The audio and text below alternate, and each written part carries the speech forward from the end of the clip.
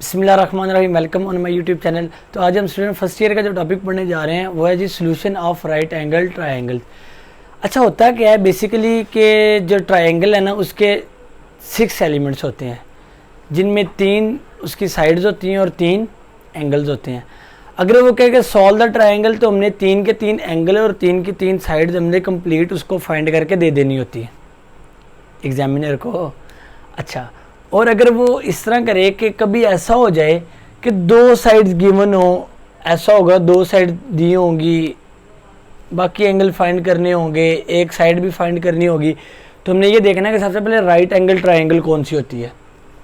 Right angle triangle, इसके अंदर एक एंगल 90 डिग्री का हो उससे हम राइट एंगल ट्रायंगल कहते हैं। एक एंगल 90 डिग्री का हो उसे हम राइट एंगल ट्रायंगल कहते हैं। हमने इनको सॉल्व करना है और बाय यूजिंग ट्रिग्नोमेट्रिक करना है।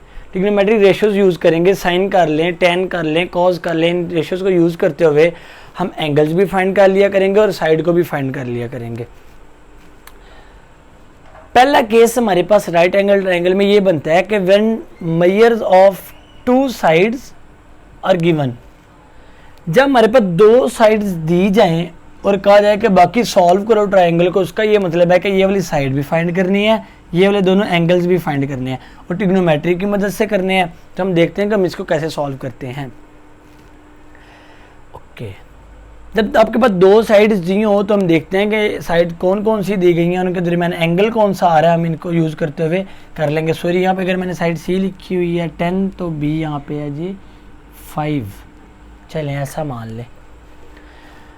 तो अभी हम इसका सोल्यूशन स्टार्ट करते हैं।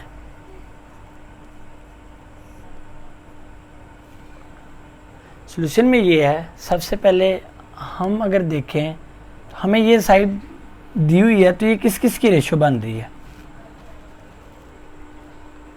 ये बन रही है कॉज की रेशो और एंगल अंदर कौन सा यूज हो रहा है, अल्फा। तो कॉज अल्फा किसके इक्वल होता है, कॉज की रेशो वैसे किसके इक्वल होती है, बेस ओवर हाइपोटेन्यूज। बेस यहाँ पे किसकी, अच्छा एक तो राइट ट्रायंगल के अंदर कुछ बातें सीख लो। हमने हमेशा ही याद रखना है राइट ट्रायंगल के अंदर अल्फा जहाँ पे एंगल बन रहा है, फर्स्ट एंगल, अल्फा के ऑपोजिट परपेंडिकुलर साइड, अगर मान ले भी हमने ये नहीं बनाया हुआ, अल्फा के ऑपोजिट परपेंडिकुलर साइड 90 डिग्री के ऑपोजिट हाइपोटेन्यूज होता है और 90 डिग्री की जो एडजेसेंट साइड होती है उसे हम बेस कहते हैं। सही हो गया। अब बेस यहाँ पे हमारे पास है जी 5, जिसे हमने पहले बी का नाम दिया हुआ है, इस साइड को हमने बी का नाम दिया हुआ है। ए के ऑपोजिट ए, बी के ऑपोजिट वर्टेक्स के ऑपोजिट बी साइड, सी वर्टेक्स के ऑपोजिट सी साइड। तो हाइपोटेन्यूज यहाँ पे क्या आएगा, सी 5/10, जो कि आंसर आता है 0.5। हमारे पास कॉज अल्फा इक्वल आ गया 0.5, जिसे हम 1/2 भी लिखते हैं। अल्फा हमने यहाँ पे फाइंड करना है तो कॉज इधर जाके इन्वर्स हो जाएगा। हमने ये देखना, आप कैलकुलेटर कर लेना, सिंपल कैलकुलेटर कर लेना। हम देखते हैं कि 1/2 किस कॉज 1/2 आ रहा होता है 60 पे, तो कॉज इन्वर्स 1/2 आएगा 60 डिग्री। अल्फा की वैल्यू होगी। अच्छा, ये तो मैंने ओरल मुझे टेबल याद है फर्स्ट ईयर का, तो मैंने यहाँ पे डायरेक्ट लिख दिया इन्वर्स का। तो वैसे आप कैलकुलेटर करोगे शिफ्ट कॉज, वो कॉज इन्वर्स बन जाएगा, 1/2 करेंगे तो उसका आंसर आ जाएगा 60 डिग्री। अब नेक्स्ट हम चलते हैं, अगर हमारे पास ये एंगल में मिल गया है तो हमने बेसिक फार्मूला ये पढ़ा हुआ है alpha plus beta plus gamma. अगर इस एंगल को भी मैं गैमा का नाम देता हूँ, गैमा 90 डिग्री है, तो sum of all 3 angles of triangle equal होता है 180 डिग्री के। हमने यहाँ पे क्या करना है, जो अल्फा है वो 60 डिग्री है, प्लस बीटा हमने यहाँ पे फाइंड करना है, गैमा हमारे पास 90 डिग्री है, which is equal to 180 degree. हमें यहाँ से बीटा निकालना है, तो 180 degree minus 90 degree minus 60 degree, तो ये बीटा आ जाएगा हमारे पास 30 डिग्री। तो इस ट्रायंगल के लिए हमें क्या क्या मिल गया, फर्स्ट एंगल, सेकंड एंगल और ये थर्ड एंगल, 3 के 3 एंगल कंप्लीट हो गए हैं। अब हम क्या करेंगे, जो परपेंडिकुलर साइड है उसको फाइंड करेंगे।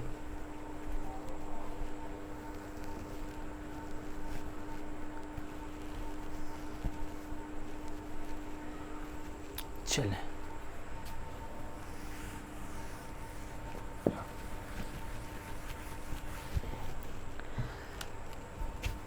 परपेंडिकुलर वो वाली साइड फाइंड करने के लिए हम रेशियो लगाते हैं tan की, tan alpha equal perpendicular over base tan की रेशियो होती है। यहाँ पर परपेंडिकुलर क्या है ए साइड और बेस हमारे पास कितनी है 5। अल्फा जो भी हम फाइंड करके आए हैं, अल्फा फाइंड नहीं किया बल्कि हाँ अल्फा तो मैंने रेज कर दिया, अल्फा हमने फाइंड किया जो कि आया था 60 डिग्री। हम एंगल कौन सा यूज़ करेंगे, ये वाला अल्फा 60 डिग्री। अच्छा आप लोगों को मैंने एक बात बतानी है, यहाँ पे राइट एंगल ट्रायंगल के लिए हमने ये क्वेश्चन सॉल्व किए होते हैं टीचर से, हमें ये पता होता है कि हम दोबारा एंगल वही रिपीट करके यूज़ करें। मिसाल के तौर पे अभी मैंने कॉस की रेशियो लगाई तो मैंने अल्फा एंगल यूज़ किया था, हमने अल्फा फाइंड कर लिया। tan की रेशियो लगाई है, साइड बेशक परपेंडिकुलर और बेस ये वाली हैं, लेकिन हम एंगल फर्स्ट वन नहीं यूज़ करेंगे जिसको पहले यूज़ किया हुआ था। रेशियो लगाई थी कॉस तो अल्फा हमने वहाँ से फाइंड कर लिया, tan भी लगाया तो हम अल्फा यूज़ करेंगे।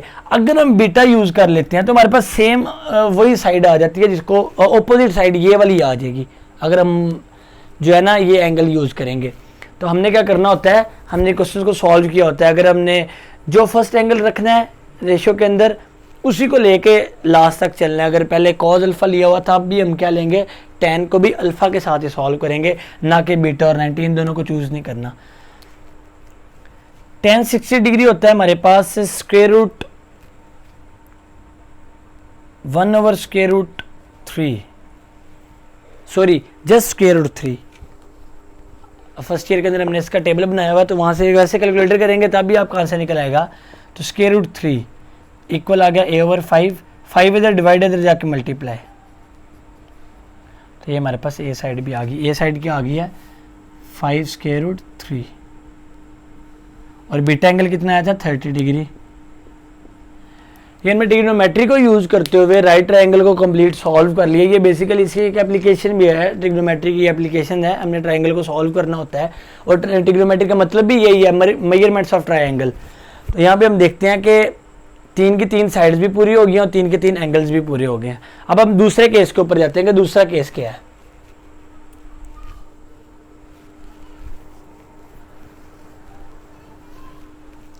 दूसरा केस हमारे पास ये है,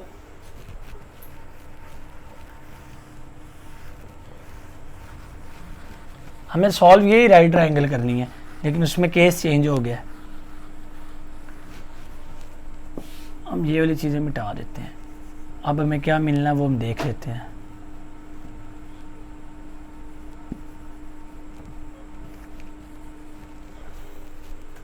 दूसरा केस ये है when measures of one side and one angle are given. Yes, when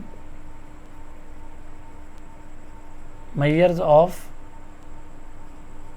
one side and one angle is given.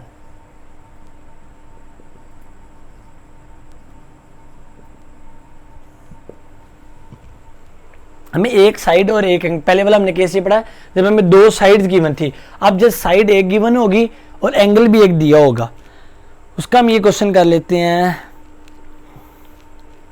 चले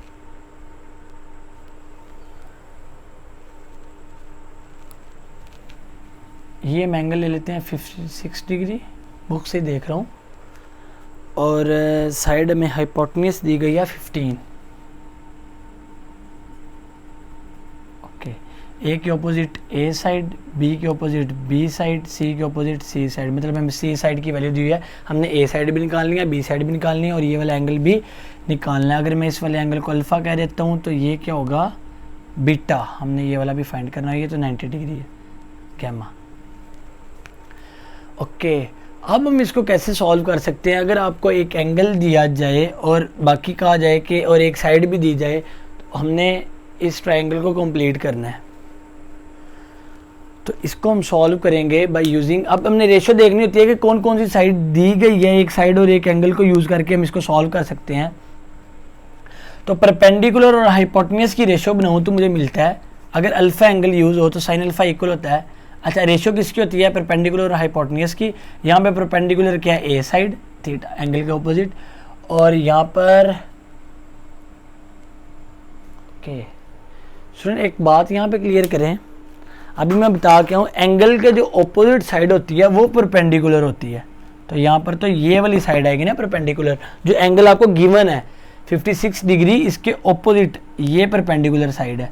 तो परपेंडिकुलर यहाँ पे साइड कौन सी है, बी वाली है। ठीक हो गया। और 90 डिग्री के ऑपोजिट हाइपोटेन्यूज होता है, जो कि कितना आ गया 15। Sine 56 degree equal b over 15। हम कैलकुलेटर कर लेते हैं sine 56 degree. Okay students, calculator तो आप सबके पास होंगे, हम इनको कैलकुलेट कर लेते हैं।